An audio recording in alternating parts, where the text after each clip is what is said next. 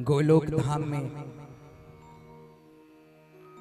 राधा रानी उपस्थित हैं और जो गोलोक धाम है ना उसके सामने है हमारी राधा मैया और उनकी गोद में नन्हे से जो शुक है ना वो क्रीड़ा कर रहे हैं।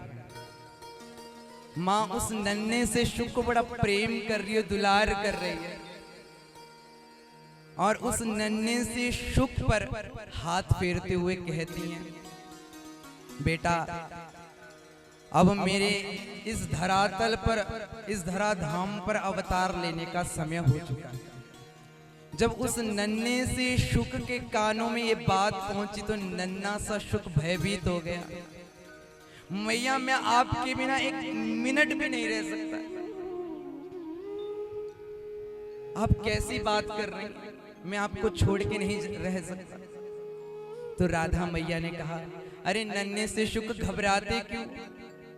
अगर मैं इस धरा धाम पे जा रही हूं तो मेरे नाम का कोई प्रचार प्रसार भी करेगा। अब मैं अवतार लेने जा रही हूं, तुम भी पीछे पीछे चले आना। और राधा मैया ऐसा बोलकर अंतर ध्यान हो गई और उधर नन्हे से शुक ने अमरनाथ की गुफाओं में अंडज रूप में अवतार लेने की कोशिश की, लेकिन इतना जबरदस्त झरोखे चले, इतना जबरदस्त तूफान चला कि वो नन्हा सा शुक मृत हो गया। और नारद जी ने उस नन्हे शुक को जब देखा तो नारद जी के मन में बात आई,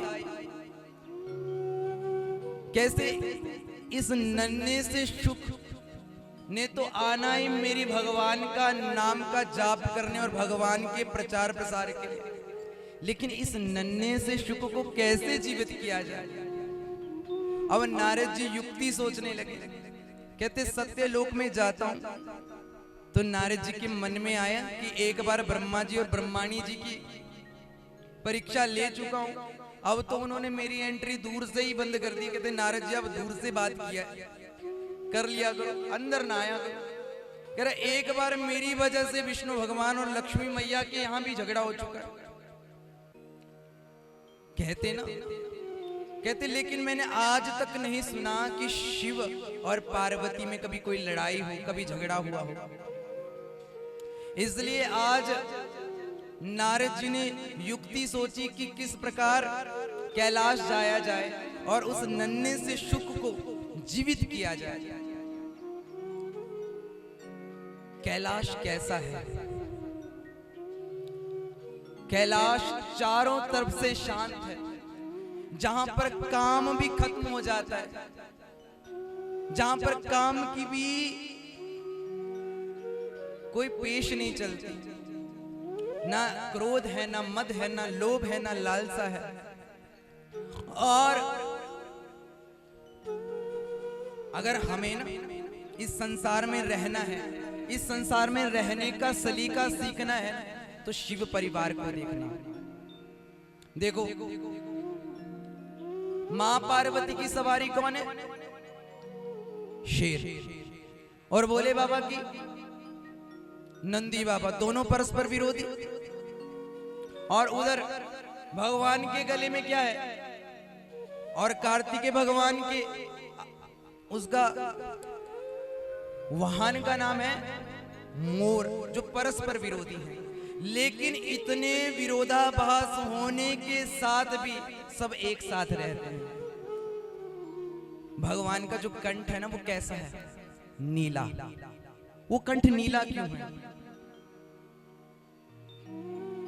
भोले बाबा ने इस संसार के कल्याण के लिए विष पिया था, लेकिन वो विष को भीतर भी तो ले जा सकते थे। जो विष पीने वाले उन्होंने कंठ में क्यों रखा?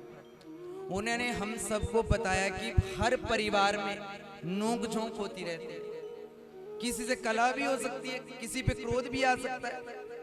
इसलिए संसार रूपी विष को ना मुख में रखना है, ना पेट में ले जाना है। मुख में रखोगे तो किसी से कुछ ना कुछ सेवा करवा लोगे, अगर पेट में रखोगे तो पेट खराब हो जाएगा। इसलिए जितना भी जहर है वो अपने गले में रखें। भगवान ने रा नाम से मुख को खोला और मां नाम से ढक दिया। इसलिए अपने जीवन का जितना भी विष है वो राम नाम से भगवान शिव को अर्पित कर ले। कितने लोग धतूरे से परिचित हैं? आजकल जितने भी भांग पीने वाले हैं, जो सिगरेट में क्या डालते हैं, उसमें भांग डालते हैं, तरह तरह के नशे करते हैं भोले बाबा के नाम पे। अरे भोले बाबा ने तो विष पिया था संसार के कल्याण के लिए। अरे तुम भी विष पी के देखो। और मेरे भोले बाबा तो इतने भोले हैं, ना दूध चाहिए ना दही चाहिए तो केवल पानी का लोटा। अगर वो भी चढ़ा दे भगवान उसमें खुशी हो जाती है। और ठाकुर जी को मनाना थोड़ा मुश्किल है। ठाकुर जी की तो 8 याम सेवा करनी पड़ती है। चाय भी बनाओगे तब भी ठाकुर जी को भोग, दूध भी बनाओगे तब उसका भी भोग, खाना बनाओगे उसका भी भोग। लेकिन भोले बाबा कहते हैं कि तुम जो मुझे चढ़ा दो वो मुझे मंजूर है। इसलिए भगवान शिव के सामने जब बैठो ना, तो भगवान भोले बाबा से कहना, मेरा जो ये काम रूपी विष है, ये क्रोध रूपी विष है, मद रूपी विष है, लोभ रूपी विष है। धतूरे का फल देखा है? उस धतूरे के फल को अच्छे से हाथों से घर्षण करना और भोले बाबा को अर्पित करना। बड़ी से बड़ी आपदा आपकी टल जाएगी इतना करने से। केवल धतूरा एक ब्रह्मांड की तरह गोल गोल होता है और उसपे जो कांटे लगे हैं वो जहर है। तो जो जहर है हम किसको अर्पित करेंगे? वो भोले बाबा को। तो आज नारद जी ने सोचा, ब्रह्मा ब्रह्माणी की भी एक बार लड़ाई हो चुकी है, विष्णु भगवान और लक्ष्मी के बीच भी एक बार वाद विवाद हो चुका है, क्यों ना अब कैलाश जाया जाए। और जब नारद जी कैलाश जाते हैं तो कैसे? श्रीमन नारायण नारायण नारायण, श्रीमन नारायण नारायण नारायण, श्रीमन नारायण नारायण नारायण, श्रीमन नारायण नारायण नारायण, श्रीमन नारायण नारायण नारायण। और नारद जी जैसे कैलाश में पहुंचे तो भोले बाबा तो आंखें बंद करके राम जी के नाम में मस्त हो रखे थे। और जैसे वहां से छुट्टी पाई तो आज मां पार्वती के पास नारद जी जा रहे, क्या कहकर? श्रीमन नारायण नारायण नारायण, श्रीमन नारायण नारायण नारायण। और नारद जी ने मैया को प्रणाम किया और मैया ने प्रणाम करते हुए बोला, अरे नारद जी आज कैसे आना हुआ? नारद जी चुप। और क्या कह रहे हैं? श्रीमन नारायण नारायण नारायण, श्रीमन नारायण नारायण नारायण। नारद जी ने कहा, मैया आजकल मैंने संसार में जाना छोड़ दिया है। घर घर में कपट, घर घर में झूठ, घर में छल। ऐसा कोई घर नहीं है जिसमें झूठ ना हो, कपट ना हो, छल ना हो। एक बार सत्यलोक गया, वहां भी मुझे वापिस आना पड़ा। विष्णु भगवान के यहाँ गए, वहां भी वापिस आना पड़ा। गृहस्थों के तो हाल ही खराब है। इसलिए हम जहां भी जाते हैं ना तो केवल यही पुकारते हैं, क्या? मन नारायण नारायण, श्रीमन नारायण नारायण। मैया ने कहा, नारद जी अभी तक आपने बहुत सारे गृहस्थ देखे होंगे, लेकिन कैलाश जैसा गृहस्थ न भूतो न भविष्यति, न अतीत में होगा न भविष्य में होगा। मैया, लगता है आपका भोले बाबा के साथ बड़ा प्रेम है। नारद जी बोले, मैया ने बोला, इसमें कोई शक की बात है? अरे मेरे भोले बाबा तो सच के भोले बाबा है, ना उनमें झूठ, ना कोई कपट, ना कोई छल।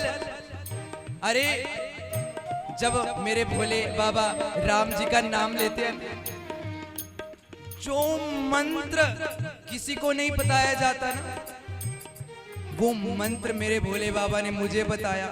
और प्रतिदिन राम जी जिस भी रूप में जिस भी रूप में उनको दर्शन देते हैं, रात्रि को मेरे को आकर बताते हैं कि आज मेरे राम जी ऐसे दिखाई दे रहे हैं। और नारद जी मुस्कुराए और बोलने लगे, क्या? श्रीमन नारायण नारायण नारायण, श्रीमन नारायण नारायण नारायण, श्रीमन नारायण नारायण नारायण, श्रीमन नारायण नारायण। नारद जी हंस के बोले, मैया मान गया, आपके भोले बाबा आपसे बहुत प्रेम करते हैं, लेकिन मेरे मन में एक संशय था। भोले बाबा बोले, मैया बोली, कैसा संशय? कहते जीवन में संशय मत रखना, क्योंकि जो संशय करता है ना वो नरक में चला जाता है। कहते मैया, भोले बाबा आपसे इतना प्यार प्रेम करते, आपने इतनी बड़ाई की भोले बाबा की, मेरे भोले बाबा तो मेरे वाले तो सबसे अच्छे हैं। माताएं तारीफ करती है ना, मेरे वाले तो बहुत अच्छे हैं। तो नारद जी ने बोला, आपके वाले तो बहुत अच्छे हैं, लेकिन ये बताओ, जो ये भोले बाबा मुंडों की माला धारण किए बैठते हैं, ये किसके मुंड है? और अपने वाले की जब ऐसी बात पता चलती है जिसके बारे में कोई पता ही नहीं। अब पार्वती मैया की जो मुस्कुराहट थी, जो प्यार था, अब पार्वती मैया के मुख की काया बदल गई। और पति के बारे में कोई ऐसी बात पता चल जाए ना माताओं, जिसका कोई अता पता ही नहीं। देखो नारद जी, पार्वती मैया भी कॉन्फिडेंस में थी, अब कॉन्फिडेंस थोड़ा लो होने लगा।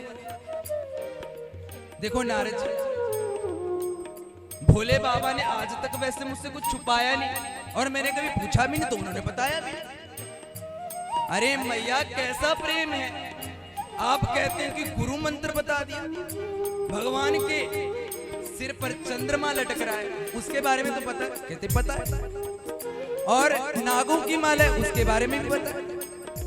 और नंदी के बारे में भी पता है। और भगवान की इतनी सुंदर माला, उसके बारे में नहीं पता। अब पार्वती मैया सकुचाने लगी, मुस्कुराने लगी। अब कहते लगता मन ही मन सोचने लगी, भोले बाबा तो बहुत बड़े छलियां हैं, बहुत बड़े ठग हैं। और नारद जी मन ही मन मुस्कुराए और बोले, मेरा काम तो हो गया। और बोले, मैया अब मैं जाता हूँ।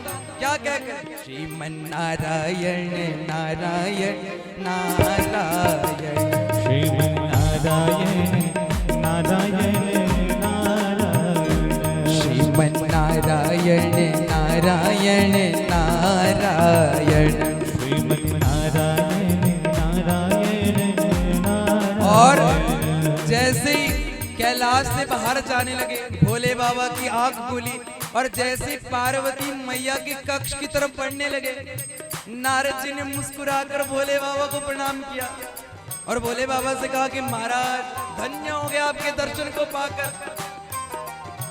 अब भोले बाबा बोले, अरे नारद जी कहाँ जा रहे हो? कक्ष की तरफ चलो। महाराज, ऐसे तो मैं हमेशा जल्दी में रहता हूँ, लेकिन आज मुझे सच में जल्दी है जाने की। मैं आपके मुख को देखकर बड़ा हर्षित हुआ हूँ। और ना मैया ने मेरे हाथ संदेशा भिजवाया कि मेरे वाले बहुत अच्छे हैं, जरा अगर मिल जाए तो उनको समय से भेज देना। अब भोले बाबा मुस्कुरा के सोचने लगे, पार्वती मैया ने संदेशा भिजवाया, वो भी नारद जी के आगे कि थोड़ा जल्दी आना।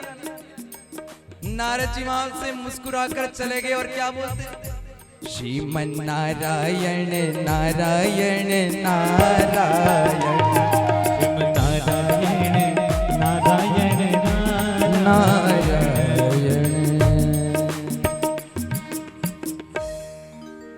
अब भोले बाबा ने सोचा कि आज गड़बड़ी पक्का है। ऊपर से नारद जी वहां पहुंचे हुए।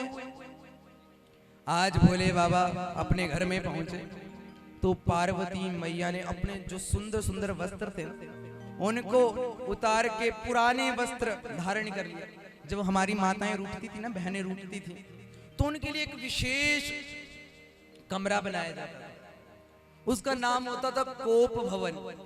कोप माने क्रोध का भवन, जिससे सामने वाले को पता लग जाए कि आज श्रीमती जी बड़ी क्रोधाग्नि में तप्त है।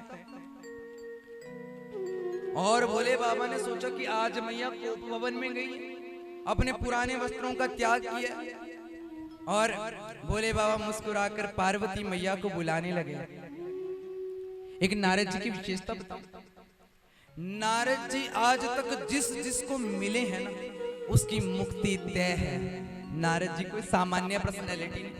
ध्रुव जी को मिला तो तार दिया, प्रहलाद जी को मिले तो तार दिया, वेद व्यास जी को मिले तो 18वां पुराण लिखवा दिया।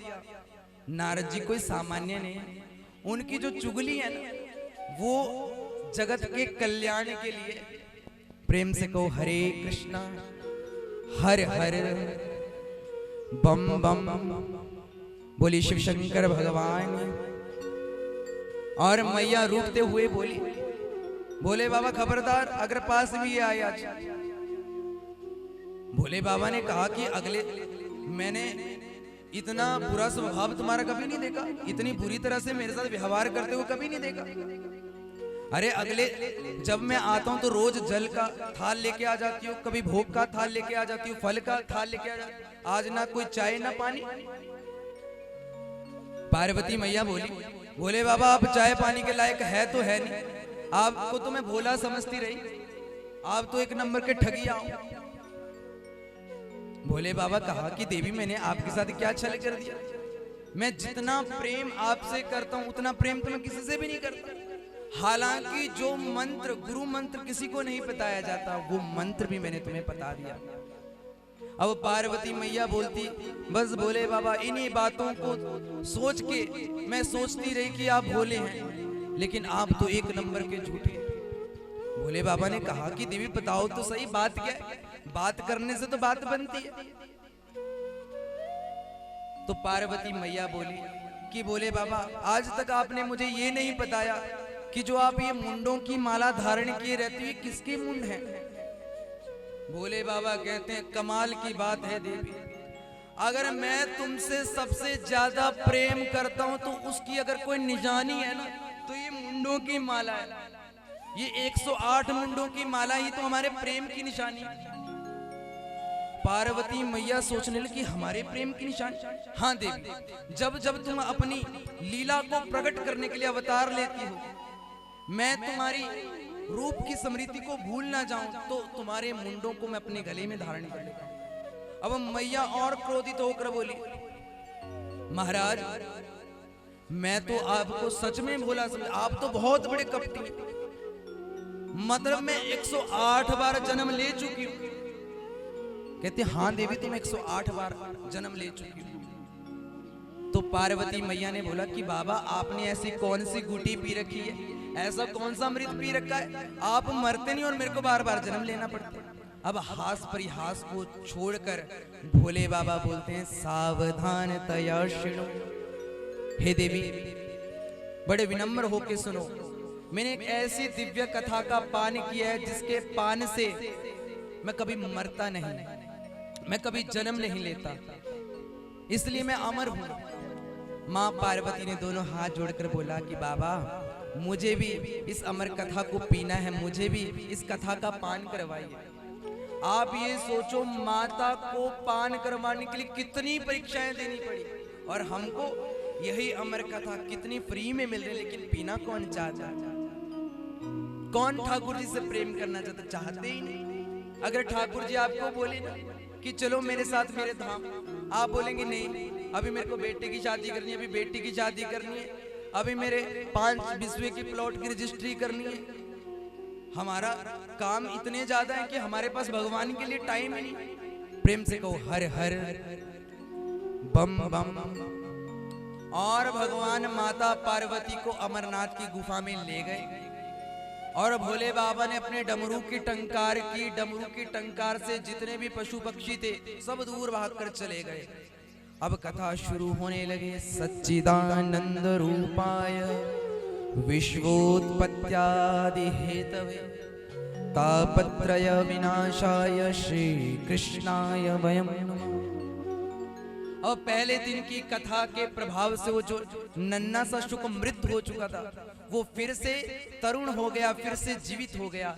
दूसरे दिन की कथा से वो नन्ना सा शुक प्रस्फुटित हो गया और ऐसे तीसरे दिन चौथे दिन लाला जी की कथाओं को सुन सुनकर वो नन्हा सा शुक मुदित होने लगा। और जब भगवान की रास की बारी आई तो नन्हा सा शुक अब ठुमके लगा के नाच रहा है। लेकिन जैसे छठे दिन की कथा उद्धव संवाद आया तो आंख लग गई। अब भगवान ने मैया से शर्त रखी थी कि मैं तो जब कथा सुनाता हूं तो आंखें बंद करके सुनाता हूं, इसलिए जब भी मैं कथा सुनाऊं तो तुम ओमकार का उच्चारण करती रहना ताकि मुझे इस बात का बोध रहे कि तुम कथा सुन रही हो। अब नन्हे से शुक को डर लगा, अगर भगवान को पता लग गया कि मैया सो गई तो मैं इस दिव्य अमृत पान को कर नहीं पाऊंगा। इसलिए जो तोते होते हैं वो नकल करने में बड़े प्रवीण होते हैं, इसलिए उस नन्हे से शुक ने माँ के वचनों को कॉपी कर लिया, बिल्कुल जेरॉक्स, और ओमकार का उच्चारण करने लगे। और 7वें दिन जैसे ही उच्चारण किया, बोलिए श्रीमद् भागवत महापुराण की। और इतने में मैया की आंख खुली। मैया बोली, उद्धव क्या बोले भगवान से? भगवान को बोला कि इधर कथा खत्म हो गई, तुम उद्धव के पास बसी हो। अब भगवान को क्रोध आया कि किसी ने ब्रह्म विद्या की चोरी की है। जब दृष्टि दौड़ाई तो वो नन्हा सा शुक वहां पे नृत्य कर रहा था, आनंद मग्न हो रखा था। और जैसे दृष्टि नन्हे से शुक पे गई, शुक की दृष्टि भोले बाबा पे गई। शुक भयभीत हो गया और भागता भागता और पीछे पीछे भोले बाबा त्रिशूल लेके चल रहे हैं और नन्हा सा शुक पूरे आकाश मंडल में घूम रहा है। उधर वेद व्यास जी की पत्नी के भी बहुत समय से पुत्र नहीं हो रखा था। आज पुत्र की लालसा से जैसे अपने मुख को खोला, नन्हा सा शुक वेद व्यास जी की पत्नी के गर्भ में जा बैठा। अब भोले बाबा उस नन्हे से शुक को देखे। अब वेद व्यास जी सोचने लगे कि भोले बाबा सुबह सुबह मेरी कुटिया के सामने क्या करते हैं। तो वेद व्यास जी ने भोले बाबा से पूछा कि महाराज, अगर आप आना चाहते हो तो दूर से क्यों दर्शन देते हो, हमारी कुटिया में आओ। कहते मैं एक चोर को ढूंढ रहा हूं। कहते महाराज कैसा चोर? कहते जिसने ब्रह्म विद्या चुराई। कहते वो तुम्हारी पत्नी के गर्भ में, और जैसे ही निकलेगा मैं उस नन्हे से शुक को मार डालूंगा, क्योंकि उसने ब्रह्म विद्या की चोरी की है। क्योंकि कथा उसी को सुनाई जाती है जो मर्यादा में रह के सुनता है। वेद व्यास जी ने अनुग्रह किया कि महाराज अब तो आप कुछ नहीं कर पाए। कहते क्यों? कहते जब अमर कथा का पानी कर लिया, अब नन्हा सा शुक अमर हो ही गया, तो आपके मारने से तो उस अमर कथा की तौहीन हो जाएगी। प्रेम से कहो हरे कृष्णा हर हर। और भोले बाबा वहां से राम राम कहकर अपने कैलाश पहुंच गए। 12 वर्ष तक वो नन्हा सा शुक वेद व्यास जी की पत्नी के गर्भ में कभी वेद की, कभी श्रुतियों की, कभी स्मृतियों का उच्चारण करे। आज वेद व्यास जी की पत्नी कष्ट में अपने पति से कह रही कि कोई ऐसा लगता है कि कोई मेरे गर्भ में दिव्यात्मा पैदा हो रहा है, मेरे को दर्द हो रही है। और वेद व्यास जी ने अंतर्दृष्टि से देखा कि नन्हा सा शुक जो 12 वर्ष का हो चुका है। अब वेद व्यास जी ने कहा कि पुत्र तुम बाहर आओ, तुम्हारी माता को बहुत कष्ट हो रहा है। नन्हे से शुक ने कहा कि मैं नहीं आऊंगा। जो ये संसार की माया है ना, जो ये विष्णु की माया है, ये दुनियादारी में फंसा लेती है। ये बीवी में, पुत्र में, गाड़ी में, बंगले में, मकान में, संसार के विषयों में फंसा लेती है, इसलिए मैं नहीं आऊंगा। कहते बेटा तुम्हारी माँ को बड़ा कष्ट हो रहा है, आऊंगा तो एक ही शर्त है। क्या? अगर भगवान विष्णु स्वयं आकर मुझे आशीर्वाद दें कि उनकी माया मुझे नहीं सताएगी। तो वेद व्यास जी ने प्रार्थना की भगवान विष्णु से कि आपका एक अनन्य भक्त विष्णु भगवान ने गर्भ में दर्शन दिए। संसार में 2 ही व्यक्ति हुए जिनको भगवान ने गर्भ में दर्शन दिए, एक है ब्रह्मरात, एक है विष्णुरात। ब्रह्मरात है महामुनि शुकदेव और विष्णुरात है महाराज परीक्षित। तो 12 वर्ष बाद जब नन्हा सा बालक पैदा हुआ, एक कोपिन को धारण किए हुए जैसे जन्म लिया, यम प्रवर्जन्तम अनुपेतम अपेत कृत्यम द्वैपायनो विरह कातर आजुहाव पुत्रेति तन्मतया तर्वोऽभिनेदु स्तम सर्वभूत हृदय मुनिमान तोस्मि। नन्ना सा शुक प्रव्रजंत प्रउपसर्ग व्रज धातु दौड़ते दौड़ते वन की तरफ चला और वेद व्यास जी का सौभाग्य देखो, पुत्र आया तो स्वयं ब्रह्म का स्वरूप, लेकिन आते ही कहां चला गया? जंगल की तरफ। और जब जंगल की तरफ गया तो हा पुत्र कहकर वेद व्यास जी अपने पुत्र को पुकारते, लेकिन महामुनि सुखदेव जी ने पीछे मुड़ के नहीं देखा। मानो महामुनि सुखदेव जी को देखकर वृक्ष भी उनको प्रणाम कर रहे हैं। जितनी भी आसपास की सुंदरियां हैं वो उनको प्रणाम कर रही हैं। तो वेद व्यास जी ने सोच लिया ये कोई सामान्य व्यक्ति नहीं है, ये तो साक्षात ब्रह्म है। इसलिए अपने पुत्र को प्रणाम करके वहां से चले गए। बोलिए वेद व्यास जी महाराज की। अब वेद व्यास जी महाराज एक दिन बड़े खिन्न मना होकर बैठे थे और अब नारद जी उनके पास पहुंचे। नारद जी ने पूछा, वेद व्यास जी क्या बात होगी, आपका मुख कितना मलिन क्यों दिखाई दे रहा है? कहते, मैंने 17 पुराण लिख दिए, 18 उप पुराण लिख दिए, वेदों का विभाजन कर दिया, लेकिन अभी तक मन को शांति नहीं मिली। मन को शांति नहीं मिली। इसलिए मैं चाहता हूं कि कुछ ऐसा कर जाऊं कि जिससे मेरा मन संतृप्त हो जाए, मेरा मन शांत हो जाए। तो नारद जी ने बोला, घबराते क्यों? कहते मैं बूढ़ा हो चुका हूं। नारद जी ने बोला, वेद व्यास जी आपके मुख से ये बातें शोभा नहीं देती।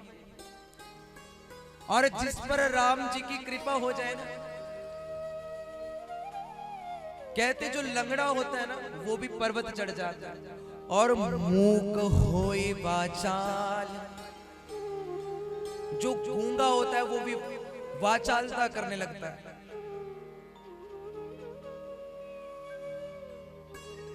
वेद व्यास जी, मैं पूर्व जन्म में एक दासी का पुत्र था। किसका? दासी का पुत्र था। लेकिन मेरे नारायण की कृपा देखो, आज मैं देवर्षि नारद बन गया। वो चाहे तो क्या कुछ नहीं कर सकते। कहते मैं पूर्व जन्म में एक दासी का पुत्र था और हम संतों के यहाँ आश्रय में रहते थे। प्रतिदिन संतों की सेवा करते, जो संतों की जूठन होती थी उस जूठन को हम खाते थे और उनके साथ नृत्य करते, उनके साथ खूब राम नाम का जाप करते, भगवान के नाम का जाप करते। लेकिन एक दिन ऐसा हुआ कि उन संतों का हमारे जीवन से बिछुड़ना तय हुआ। और जब मेरे को इस बात का पता लगा तो मेरे मन को बहुत कष्ट पहुंचा।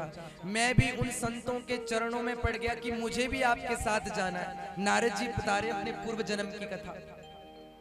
लेकिन मेरी माँ के अनुग्रह पे, मेरे माँ के वचनों का पालन करते हुए संतों ने कहा कि बेटा, सबसे बड़ा धर्म है मातृधर्म,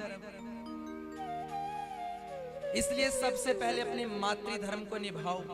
जब तुम्हारी माताजी संसार से चली जाएंगी तब तुम हमारे पास चले आना। और 12 अक्षर मंत्र का विधान बताया। अब नारद जी प्रतिदिन जब भी जाप करने लगते तब कभी उनकी माता उनको किसी कार्य में डाल देती। अब नारद जी मन से इतने दुखी हुए और भगवान से प्रार्थना करने लगे कि मैं भगवान आपकी भक्ति करना चाहता हूं, लेकिन मैं मातृधर्म इतना फंसा हूं, काश मेरी मां की मृत्यु हो जाती। लेकिन एक दिन जैसे ही नारद जी की माता दूध को दुह रही थी, एक सर्प आया, सर्प ने उनकी माता को काट लिया और उनकी मृत्यु हुई। और नारद जी ने जब अपनी मां को देखा तो उनकी आंखों से ठंडे आंसू बहे और गर्म आंसू बहे, 2 प्रकार के आंसू बहे। महाराज ठंडे आंसू क्यों बहे?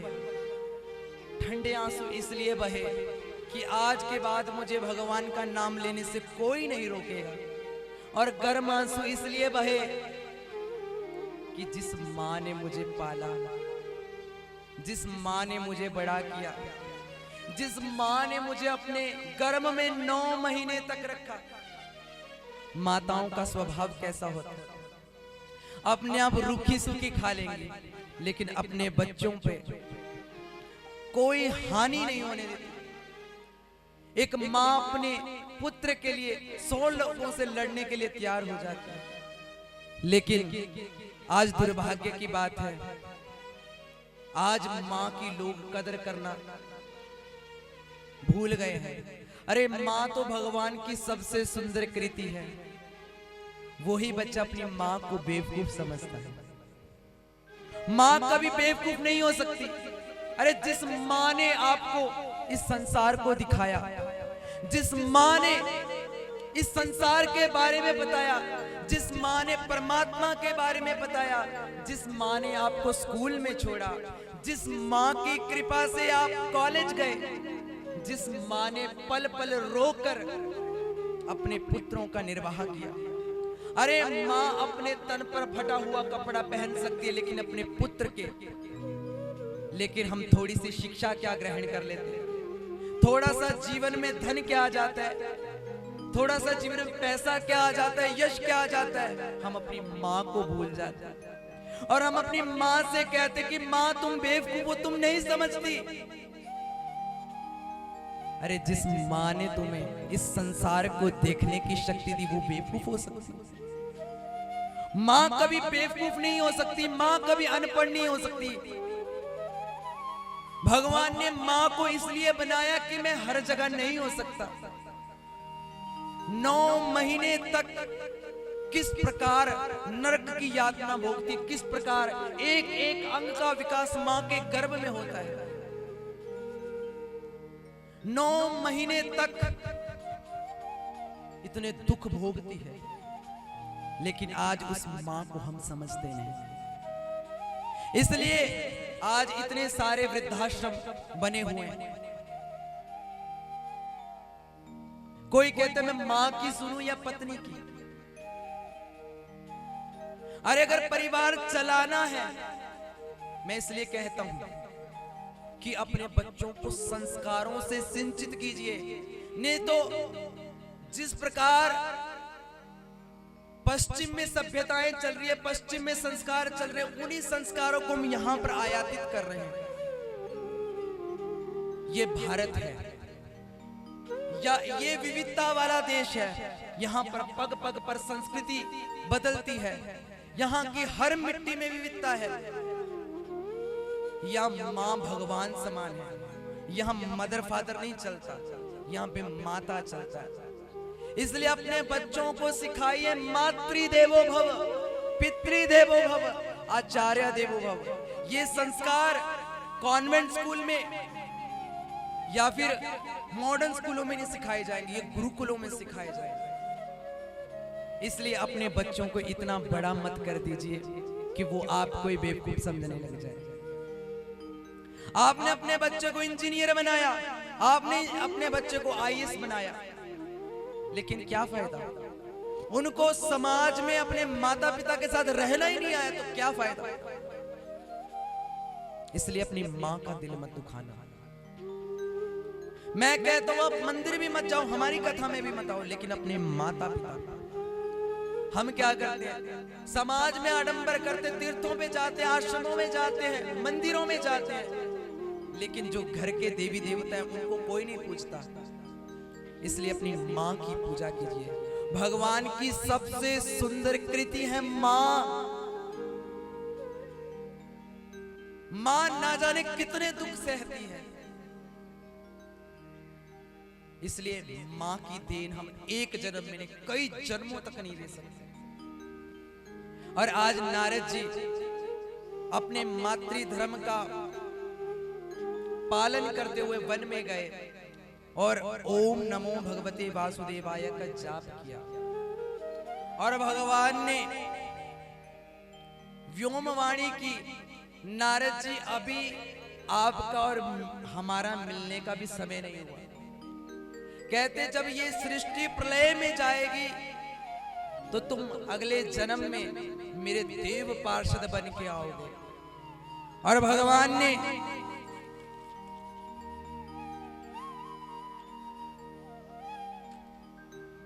जो एक दासी का पुत्र था ना, उन नारद जी को देवर्षि नारद बना दिया।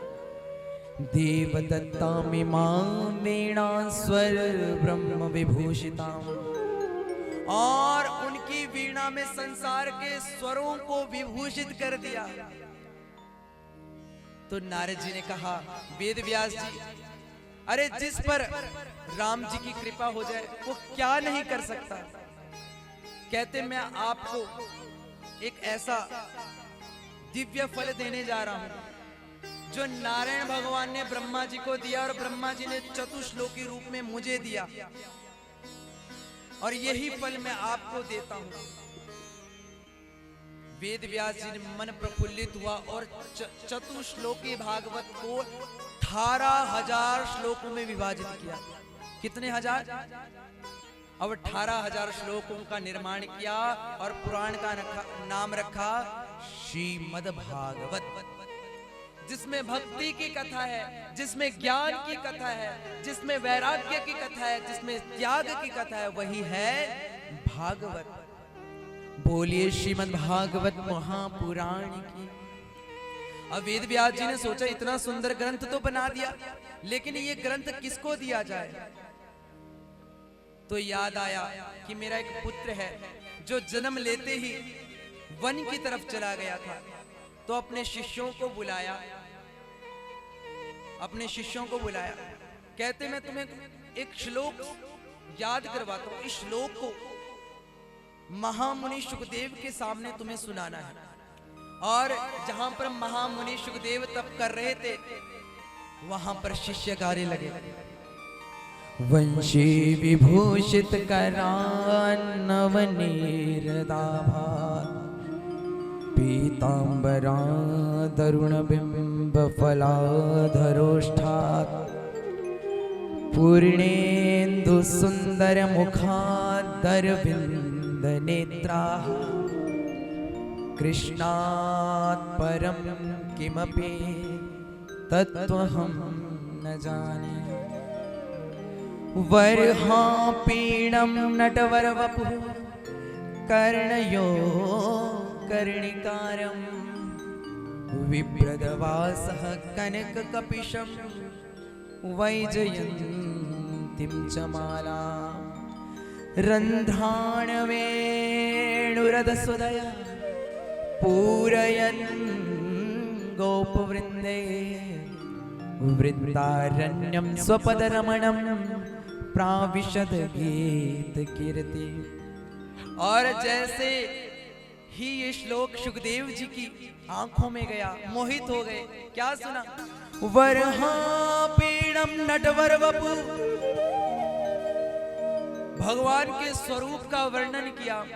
वर्हापीणं नटवर वपु कर्णयो कर्णिकारं विप्रदवासः कनककपिशं वैजयन्तीं च मालां रन्ध्राणवेणुरधसुधया पूरयन् गोपवृन्दे वृन्दारण्यं स्वपदरमणं प्राविशद गीत कीर्ति। भगवान के स्वरूप को देखकर इतने मोहित हुए, कहते ये तो ऐसा रूप जिनके मुख में वंशी है, जिनकी आंखें टेढ़ी है, जिन्होंने पीतांबर को धारण किया हुआ है, वो मेरे भगवान कृष्ण। लेकिन अभी महामुनि सुखदेव जी को विश्वास नहीं हुआ। क्या विश्वास नहीं हुआ? कि ये मेरे अभी प्रभु। कहते सुंदर भगवान तो कोई भी हो सकते हैं, भोले बाबा भी तो हो सकते हैं। कर्पूरे गौरम करुणावतारम संसार सारम भुजगेन्द्रहारम सदा वसंतम हृदयारविंदे भवम भवानी सहितम नमामि। कहते इस बात की भी गारंटी नहीं हुई कि ये मेरे ही परमात्मा है। तो जितने भी शिष्यगण थे वेद व्यास जी के पास गए, उन्होंने कहा महाराज जो आपने श्लोक रटाया था ना, वो हमने महामुनि सुखदेव जी को सुनाया भी।